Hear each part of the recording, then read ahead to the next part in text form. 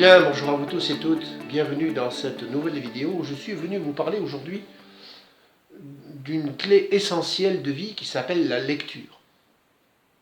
Alors je vous le rappelle, on vit dans un équilibre dynamique et que cet équilibre dynamique doit être respecté en permanence. C'est pour ça que, en fait, je pourrais dire que la vie est une école permanente et il faut donc apprendre. Et pour apprendre, il faut lire, parce que si on ne lit pas, on va avoir de la difficulté pour apprendre. C'est vrai qu'aujourd'hui, il y a la télévision, la vidéo, etc. C'est vrai que ce sont de bons outils, mais pour la mémoire, pour l'apprentissage, rien ne vaut la lecture.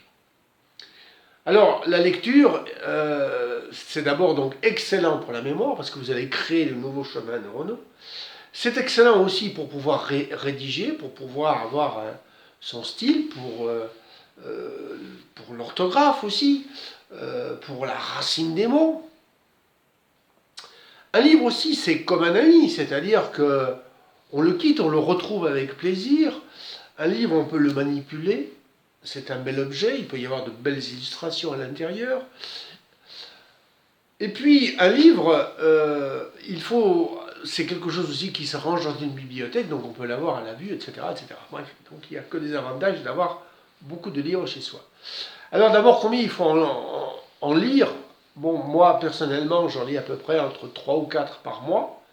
Si on n'a pas beaucoup de temps, au moins 1 par mois, en tout cas.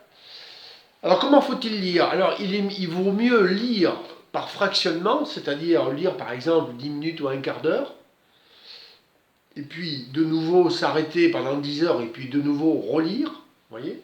Enfin, continuer de lire, plutôt que de lire d'une traite pendant 1 heure ou 1 heure et demie. Parce que c'est une question d'attention. Plus vous allez porter votre attention sur ce que vous lisez, plus vous allez retenir de manière efficacement.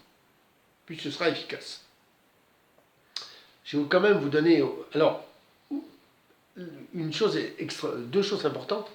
La première, c'est qu'il est bien de lire des livres d'ouvrages différents, enfin de connotations différentes. Parce que ça oblige votre cerveau à travailler dans 2 directions.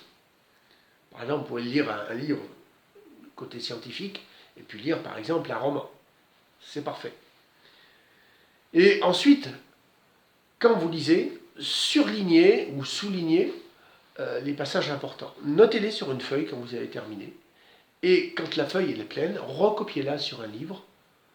Ça vous permettra de voir les points importants, et puis tout ce qui a été souligné, vous le reportez enfin sur la page de gauche, et vous verrez en fait comment le livre a été conçu. Vous allez y retrouver l'essence et le message essentiel qu'a voulu donc faire le tout. Alors, à vous de jouer, bonne lecture, et je vous dis à très bientôt pour une nouvelle vidéo. N'oubliez pas de consulter ma page Facebook et mon site internet. Bye bye.